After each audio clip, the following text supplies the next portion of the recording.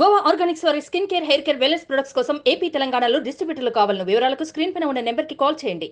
నిజాయితీ ఈ పదాన్ని భూతద్దంలో వెతికే పరిస్థితి ఉన్న ఈ రోజుల్లో ఓ యువకుడు చేసిన పని చూస్తే అభినందించకుండా ఉండలేరు. ఎవరా వ్యక్తి? అంతగా మెచ్చుకునేలా ఏం చేశాడు? ఇప్పుడు చూద్దాం.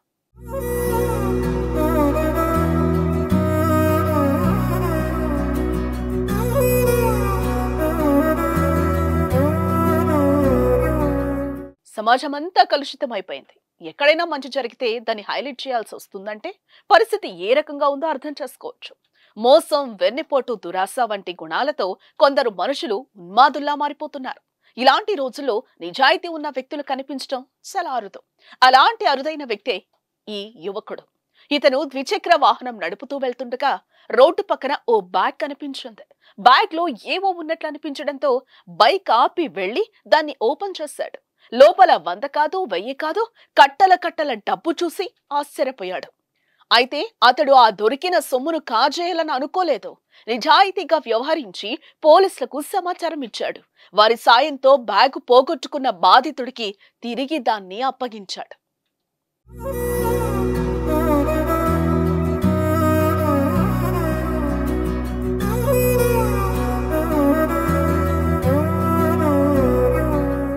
ఒడిషా బోర్డర్లోని గంజాం జిల్లా కళ్ళికోట సమితిలో ఉన్న మధురకు చెందిన సూరజ్ కార్పెంటర్ గా పనిచేస్తున్నాడు. అతడు 2 రోజుల క్రితం బైక్ పై సొంత ఊరు నుంచి నిర్మలఝర్కు వెళ్తుండగా దారిలో ఓ పెట్రోల్ బంకు దగ్గరలో రోడ్డు పక్కన ఓ బ్యాగ్ పడుంది. అతడు బైక్ ఆపి వెళ్లి ఆ బ్యాగ్ ఓపెన్ చేసి చూడగా అందులో డబ్బులతో పాటుగా మెడిసిన్, కొన్ని డాక్యుమెంట్లు కనిపించాయి. బ్యాగ్ లో డబ్బులుండడంతో ఆ యువకుడు వెంటనే పోలీసులకు కాల్ చేసి విషయం చెప్పాడు. కళ్ళికోట పోలీసులు వెంటనే స్పాట్ కు చేరుకుని అందులో 90,000 ఉన్నట్లుగా గుర్తించారు.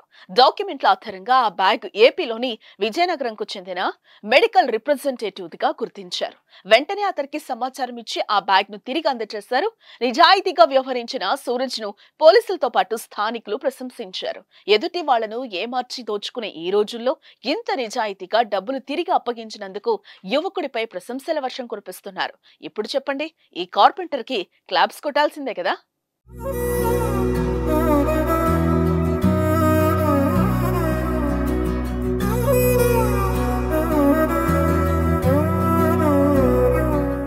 సుమన్ టీవీలో మీ పర్సనల్ అండ్ బిజినెస్ ప్రమోషన్స్ కోసం కింది నెంబర్కి కాంటాక్ట్ చేయండి.